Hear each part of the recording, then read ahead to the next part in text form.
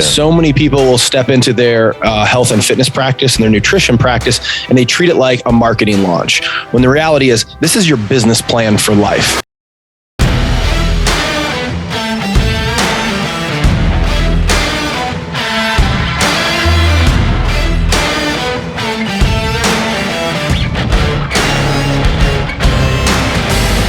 What's shaking? Welcome back to All In. I'm your host, Rick Jordan. Hey, when you get a chance, right now, 10 minutes, whatever, you're going to love everything you're going to hear today. I know that because you know the guests that come on. Share this with at least 3 people today. We don't promote, we don't advertise, we don't take sponsors. The only way that we can help more people is with your help by sharing this out. So do that to at least 3 people today. Just send them this episode. You're going to want to, because today I have a health and performance coach on my show who is also the podcast host of Live Great Lifestyle, Luke DePron. Welcome, buddy. Hey, man, I appreciate the opportunity to come on and share some info. Yeah, man. Dude, I just got to say, if you're not watching this on YouTube right now, you got to check out Luke's hair because it's impressive. Oh, my God. Love it. Thank you. Is that like because I get compliments all the time. It's like, dude, this guy's got great hair and all these things, but I'm seeing yours. I'm like, oh my God.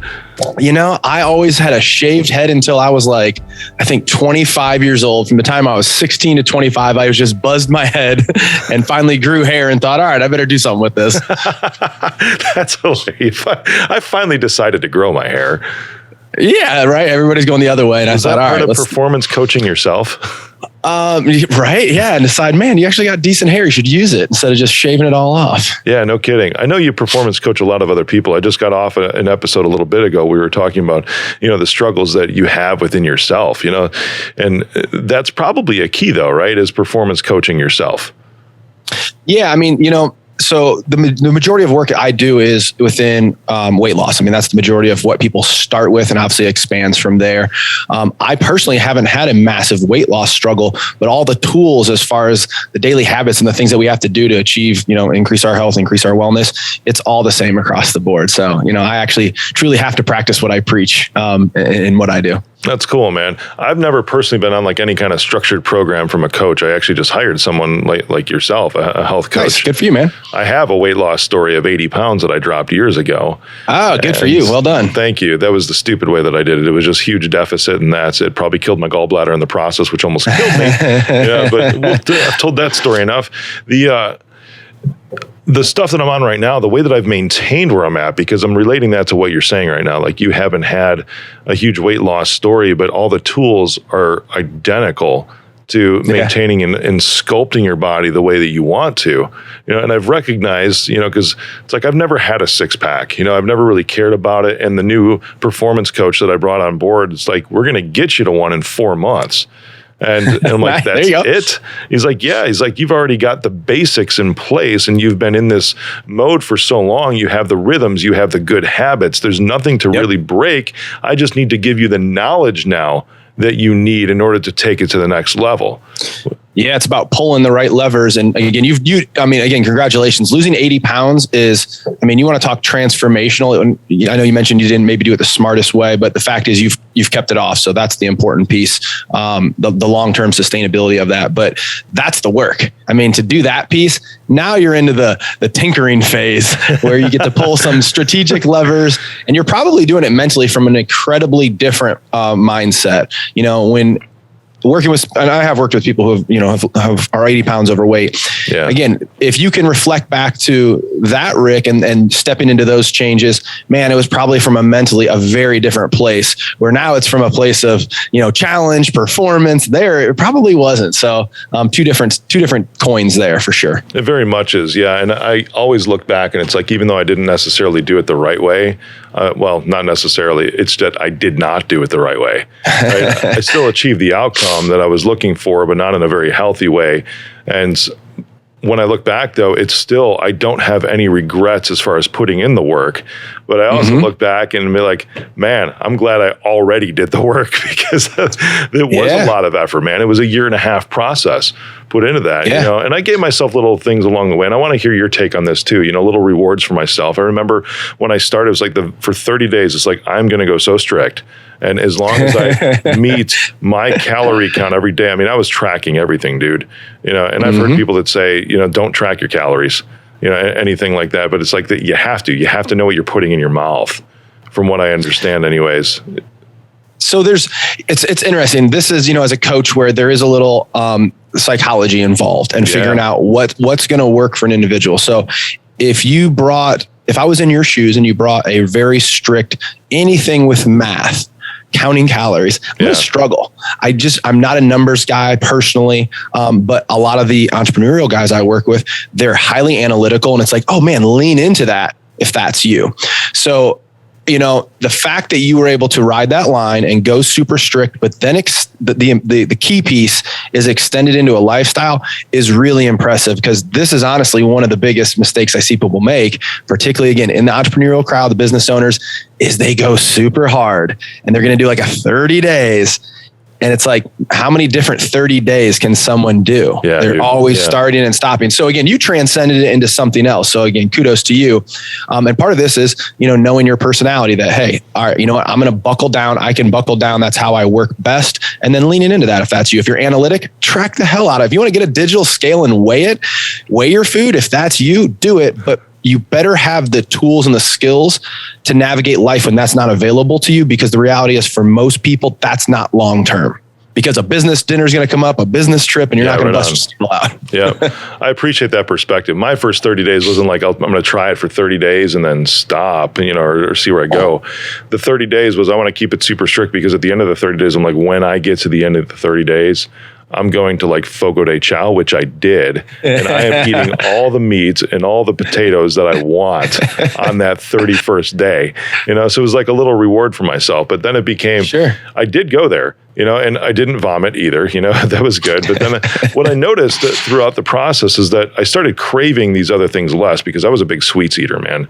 And it wasn't like, it wasn't like eating for depression or, you know, stress eating or anything like that. It's just like a pattern that I fell into. And I saw my body that way. So now even to today, this maintenance that you're talking about, for me, I know that if I consistently work out, which I do 3 to 4 times a week, that's it. Right? It's not horrible. I know. You don't have to work out every day like freaking Dwayne Johnson, right? It's just got to be consistent. Unless you want to look like The Rock, but most people don't. Exactly. That's what I say. Yeah, it's like who really, some people want a 6-pack. And for entrepreneurs, you train mostly entrepreneurs, right? And coach mostly entrepreneurs. They probably go hard, like you're saying, like, bring me all the way. Right. And honestly, that's part of the piece I have to almost walk guys back from, because again, this is what I equate it to. So many people, and this goes beyond the entrepreneurs and the business owners, but this is the analogy. So many people will step into their health and fitness practice and their nutrition practice, and they treat it like a marketing launch, when the reality is this is your business plan for life.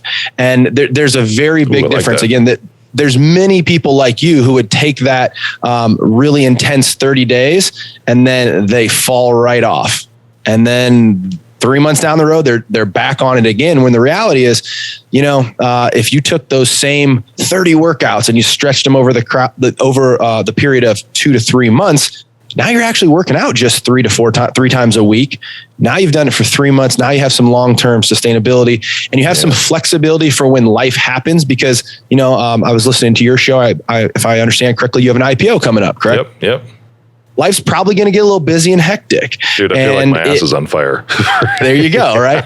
So if you're in the midst of, again, a fitness challenge where you're treating it like a marketing launch, that may not be possible during an IPO. But if you have the strategy of, say, again, the business plan, these 3 to 4 workouts, nutritional principles that are just kind of foundational, and hey, you sound like a California hippie, but ways of being, it's going to carry you through all of the stress and the challenges that you're going to come across, whether it's, you know, your kid gets sick, somebody's in the hospital, the IPO is happening. It really shouldn't change a lot of what you do if what you do is sustainable.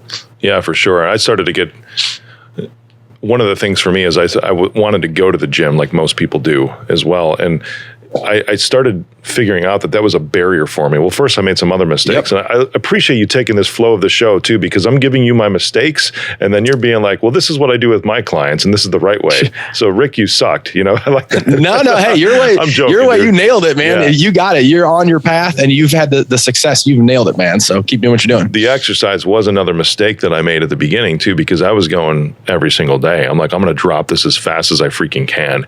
And when I did that, especially being 80 pounds above, I started feeling like some body problems. At first it was like the couch to 5K and my knees were hurting like a mother, right? I'm like, I can't do this because I'm carrying this extra weight. Then it became, okay, I'm going to ride a bike and I'm going to lift and do all these things 7 days a week, right? And then it became like inflamed cartilage in between my ribs and which inflamed my lungs for pleurisy, like the lining between my ribs and my lungs. And I had to go to the hospital because I felt like I was having a freaking heart attack because of the pressure from the nerves and everything. And they're like, no, you're okay. And here I was like only 33 years old when I was doing this. I'm like, what's wrong with me? And when I go, they're like, no, you're just really, really inflamed. You probably should take it a little bit easier. They gave me a shot of Toradol, took down the inflammation. I'm like, oh, thank God, I feel great now. But then I'm like, okay. From that point on, it was just nutrition is what I did. I didn't do any exercise to drop it. But then I'm like, I don't know how to do this. I just understand simple math. That's the route that I'm going to go. Yeah, this is the smarter, not harder. And again, the entrepreneurs, I can't tell you how many people I've worked with where, when we start out, I'll say, all right, well, so realistically with your schedule, like unique to you and what's going on in your life, how many days can you dedicate to exercise? And I can't tell you how many people have been like, 7. And I'm like, oh, okay. And I go, oh, that's great. And I'm like, well, tell me the last time you tried to work out 7 days a week, how did that work out for you? And of course, all of these people fell off of that plan because it wasn't sustainable. And again, to your point, there might actually be some counterproductivity at that point. So again, there is a smarter, not harder. It's something I do have to maybe at times pull people back from because if you're an entrepreneur, if you're a business owner, there's a chance you have a very high chance you have that ability to go and grind, which is an amazing asset. And there's probably different times to leverage it, but to the point of, the situation you're in where it's now detrimental versus like, hey, we're stepping into positive outcomes. Yeah, for sure, dude. Yeah. And then when you get to this point too, even encouraging, it's like, this is why I'm glad that I did put in the work years ago too, because I don't ever have to go back to that work. I will never go to that place in my life again. Even putting on some weight if I do that, which I've discovered that it's like, if I eat too much sugar and I also combine that with not working out for a week, then I'll gain a couple of pounds. But then the next week, if I'm right back into my rhythms without eating sugar every single day, like processed, I'm talking sweets, and I'm back to my consistent 3 to 4 workouts, everything else kind of falls in line, man. And it's crazy because I can enjoy the burger when I want to. I can have pizza when I want to because the healthy habits are built around that to enjoy those things in moderation. Absolutely. It's funny. I think I made a joke the other day. It's like, on Instagram, I need to start putting up only pictures or stories of all the BS that I eat. Yeah, exactly. The majority of what I put up is, healthy, like trying to prove that like, hey, you can have healthy tasting meals healthy meals that taste amazing. And, bringing that awareness that like, man, good food can taste great.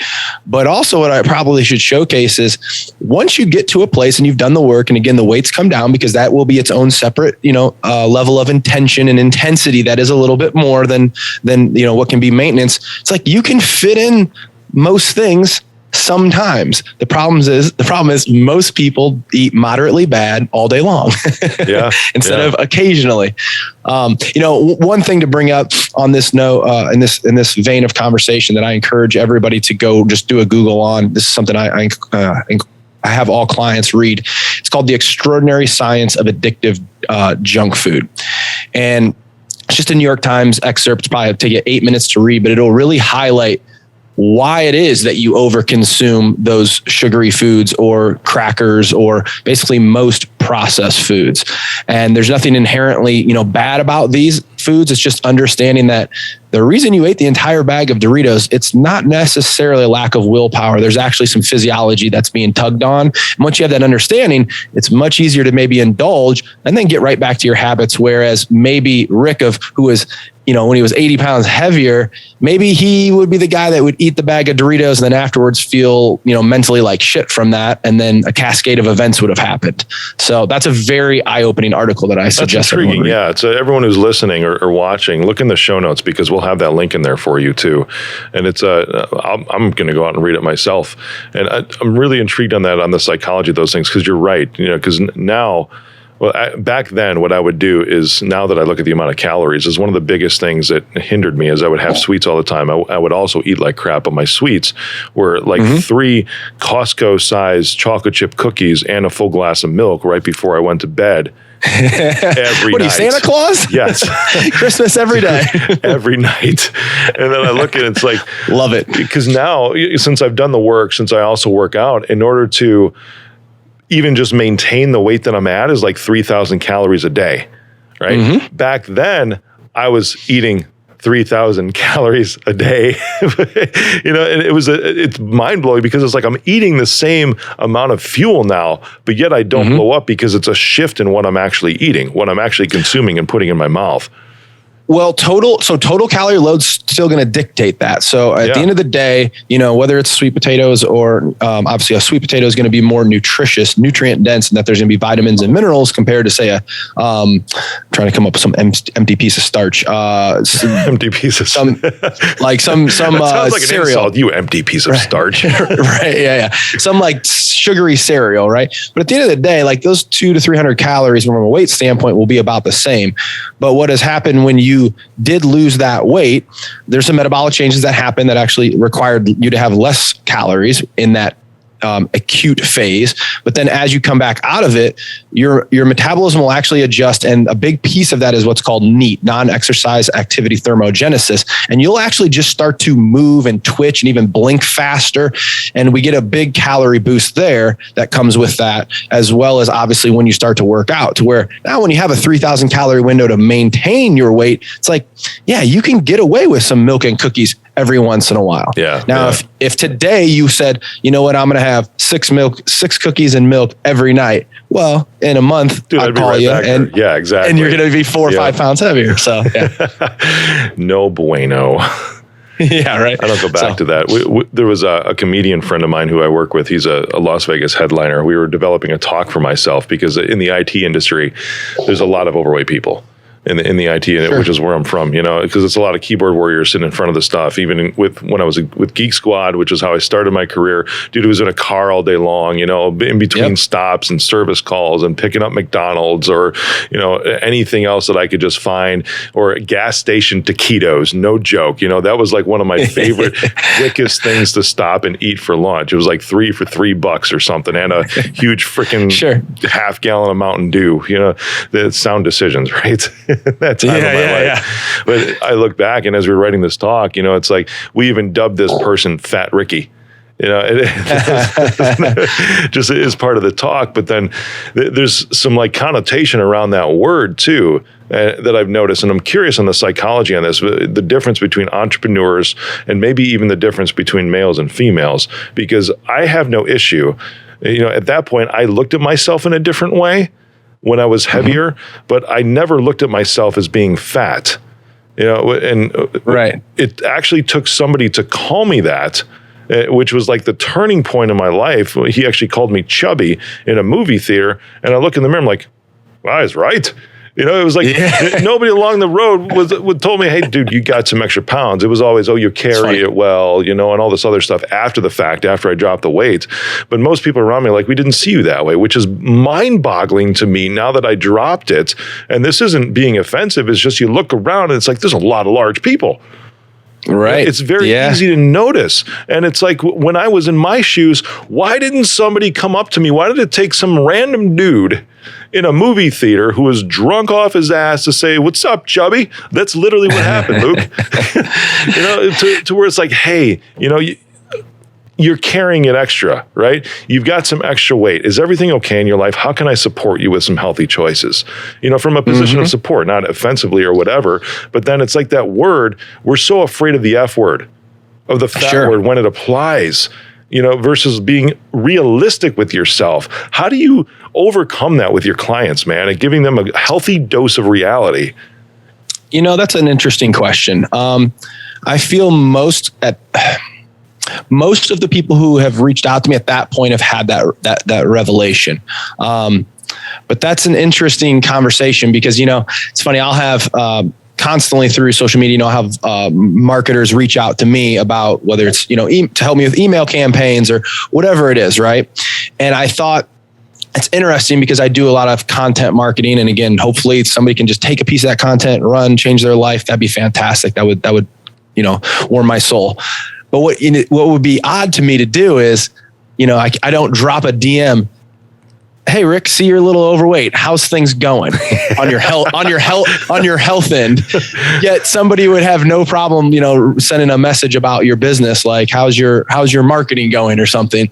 And so there is, I think the biggest thing is stepping back and recognizing it doesn't have to be a judgment or of your entire self. It's just one area. And right. And again, a lot of the guys I work with, very successful entrepreneurs, business owners, like clearly you have skills, you have abilities. It just, you haven't applied it to this area of your life yet. So I think you got to step back and separate yourself. That's like, you're dealing with this, but it is not just this, it doesn't encompass all of you, right? Like you are not just your weight, you are many things. It is just a reflection of the vehicle that is taking you through life and making a decision that you want to optimize it. And with that means oftentimes losing the excess weight.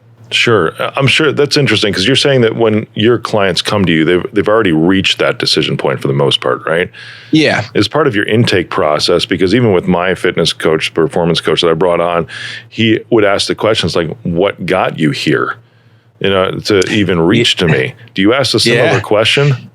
Yeah. And so, I have actually have a little worksheet I have guys do once they're working with me. It's called the big why. And it really is to come down and find like, what's like the core motivation that why you want to do this? Because the reality is, as a coach, I'm helping you grow as a person. I'm bringing you tangible skills and things that I know and that I can help you do. But the reality is this is helping you kind of transcend into that next version of yourself because we're talking habits, right? And so the big why exercise is to really help you hammer down, like what's the core motivation? It could be the kids. It could be oftentimes business. That's a huge one for, again, a lot of the people that I work with is recognizing like, I saw myself on stage. I want to speak from stage more. I'm not representing my brand well. And it's like, okay, you're not, and that's important to you. I don't care personally what the reason is, as long as it speaks to you. But as a great example, this is a recent one. This was kind of a fun one because it was somebody I had spoke to in person. I was at a little entrepreneurial meetup recently, and this guy comes up to me and he goes, I spoke to you like 2 years ago. And you asked me a question about something about, are you going to play with your daughter? Or are you going to be the dad on the sideline watching? And he goes, and my back went out the other day when I tried to bend over to play soccer with her. And I couldn't play soccer anymore. Yeah. That was the turning point for him. So again, there has to be a value to it, right? We all know like, I should eat better. Well, it doesn't mean anything. Or the doctor told me I should lose 20 pounds. Great. That means nothing. What's the value? Like, where's it going to actually impact your life? Is you losing 20 pounds going to make you more money? It might. Is it going to make you a better leader for your team? The visual representation of your brand, a better parent? You can have better sex? Like, what's actually going to be the motivation that's going to help you step into this? And then as you know, once you get into this, it's kind of self-fulfilling because you feel good from it. Yeah, dude. So why not continue the process? So it's getting people over that hump. Yeah, that's an interesting perspective when they make that decision. Because I've always tried to examine this, and this is something that I never went through in my story that I told you. It's like it just took somebody to say, "Hey, you look this way." Somebody that I didn't know, because it was never this like struggle process of looking at myself and thinking, "Oh, I should do something about this," but maybe I will at some point, or going through all these different diets. I never did that, dude. It was just a decision point of saying that, well, I'm obviously causing some stranger to think that I'm fat. So if he is thinking this, there's probably other people that think this too when they see me. That means there's some validity to it. And that's what I looked in the mirror. It's like, okay, I'm going to do something about it then because I want to. And then it was that type of decision point. And it wasn't the motivation and everything that I had was just that it's like all the reasons for it for me sort of came after the fact. after I made the decision that I started realizing exactly what I could become after I had finally made that decision to make the change. You know, dude, I love that. I was completely clouded beforehand, but it was the recognition that there was a problem. And then the willingness to make the change without even knowing all the good things that it would do for me in that change. And I'm sure this can apply to many things, not just weight loss or anything or being fit, but it was just identifying that there was a problem, you know, like reality, right? Yes, I'm overweight, or yes, I'm in a bad relationship, or yes, I need to shift jobs, whatever. And then making that decision point and saying, changing it, but just understanding that where I am right now is not where I want to be. Yep. I don't even know what that's going to look like yet, or all the possibilities. I just know where I am right now requires me to make a change to not be here anymore. That was my motivation. I love that. I love that. And you said something very key, which is you don't even know the possibilities that it's going to lead to. And if you were to reflect back now, I'm sure those are expanded well beyond what you would have imagined. And this is the case of everyone. And I always joke and say, there's a reason everybody you know who starts exercising or starts eating healthy, like they become the most annoying people you know. They're posting their check-ins for their workouts. They're posting their recipes. And the reason is, again, because they feel so good. And you're like, dude, shut up. We get it. You're working out.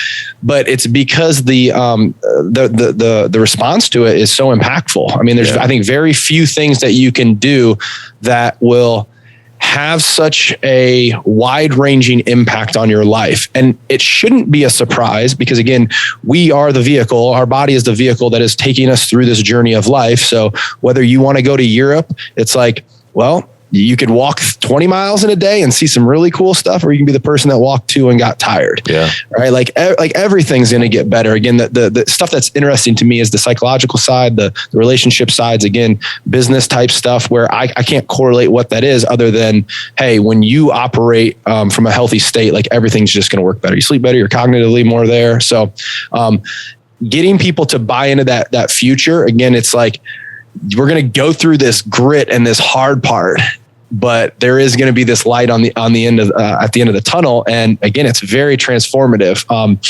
You said something earlier. You mentioned that having somebody call you fat and Fat Ricky, is that what you said? Yeah, well, that's now. Yeah, that was my buddy said as we wrote a talk to include it. Yeah, it's like okay, gotcha. It's like Fat Ricky's still in there somewhere. He still likes cookies, right? You know? Yeah, and so oftentimes, honestly, what people need to do, and like now, it's like you probably don't identify as that, and actually like start to create a new identity. And there's some ways of doing this, but thinking of yourself as is it going to be the fitpreneur version? Are you the fit dad? And actually crafting out an identity that's going to support all of these habits. And this just comes down to like how we're thinking about ourselves. And it's amazing to watch somebody transcend that from, maybe having a limited identity because they've always seen themselves as overweight, as to somebody who it's like, no, I'm an athlete. And it's like, yeah. And now athletes do things differently. Yeah, they sure do. Like we were talking Dwayne Johnson, unless you want to be the dude, you don't have to work out the 6-7 days a week. His freaking cheat days, though, dude, are epic. That's really the only thing that he posts most of the time on food. That or his tequila, because I follow him. Yeah. Have you seen his cheat meal with his French toast with his tequila? Yes, I have. Yeah. Mix his tequila in the syrup. It's incredible, dude. You mentioned, and I know it's kind of slipped through the cracks here, and that. So I do work primarily with men, but I've coached many women in the past. And you were asking about some of the differences.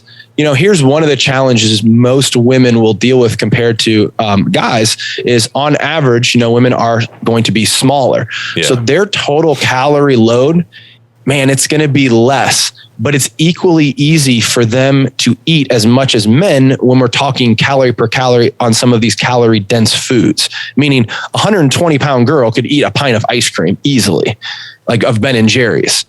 Now, I could eat a pint of ice cream, or The Rock, who's 6'4", 260 pounds, works out all day. It's like, I bet he could eat a pint of ice cream every day and it would fit within his calorie targets. Yeah.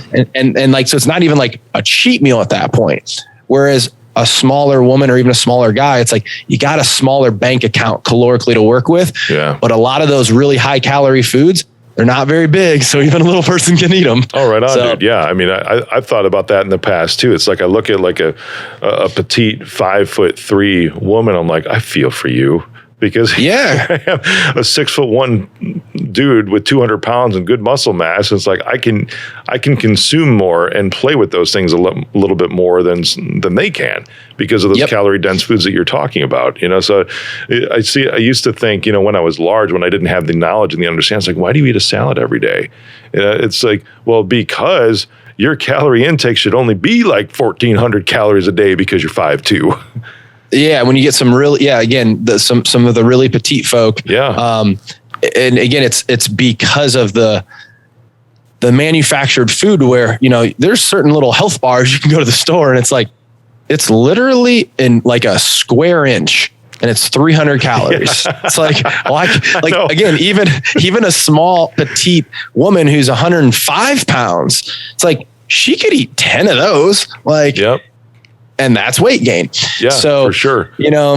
Being bigger is actually going to be to your advantage. Again, this is where, having some additional muscle mass and programming for that from an exercise standpoint makes sense. But that becomes a little challenging. It's like also to what you're saying, it's like read the freaking labels, for like those little square inch things. That's one thing I started noticing when I started educating myself too is, wow, there's a lot of crap in these that make this super calorie dense, even things that are labeled now like plant-based or all these other things, it's very deceiving unless you actually understand the foods that you're consuming. I have an example of if you take Kind bars are a pretty well-known little kind of, let's call it a health bar, right? You assume it's good for you, has a lot of nuts and, you can look at one of those. And I think most people probably eat that to kind of curb their sweet tooth a little bit because oftentimes it has a little bit of chocolate in it. Yep. But most people are still thinking, hey, it's got whole grains, it's got nuts. This is probably good for me. And the reality is it's like, man, that's 220 calories. Maybe just go get the actual piece of chocolate that you really want. Yeah, no curb your sweet tooth.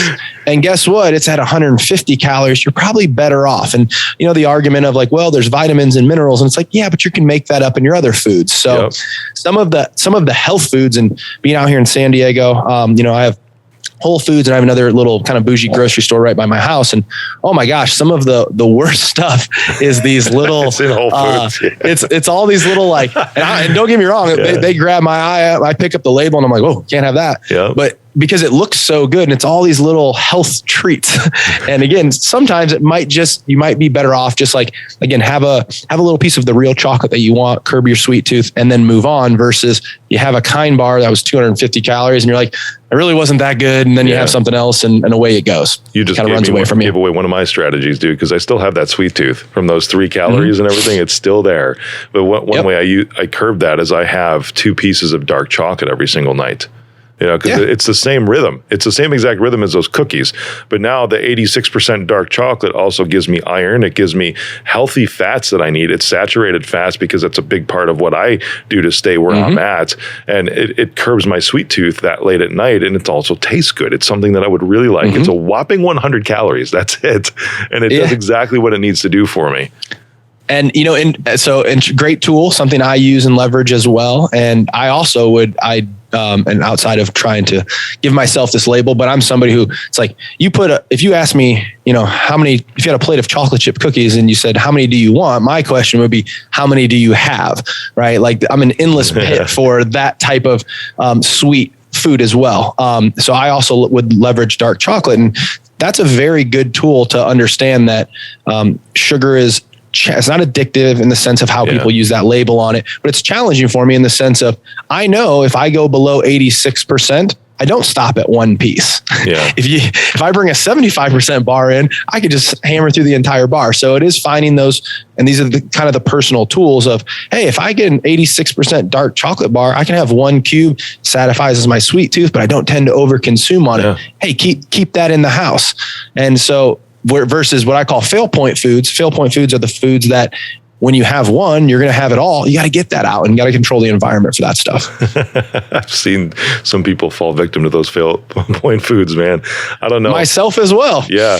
I'm trying to think. It's like, what's my fail point food now? It could be beef, Well, but when you're full on, so a fail point food to me is this, like, I love steak. I eat it. But when you're full on steak, how much additional steak do you really eat? Yeah, true. Probably not much. When you're full on, say, and again, this comes back to that article I spoke about on chips. Like, is there such thing? Or like you could be chips? No, right? I don't think so. No. Yeah, or like you could have had that. I always use this as this is kind of a little example, and people can evaluate this in their own life, and how you should think about what foods you need to really control the environment. Because I'm big on this. But if you had a plate of your favorite healthy meal, so for me that could be like, say, like a really good steak, asparagus, and then let's say there's French fries, and it's the best asparagus and it's the best steak that you've ever had.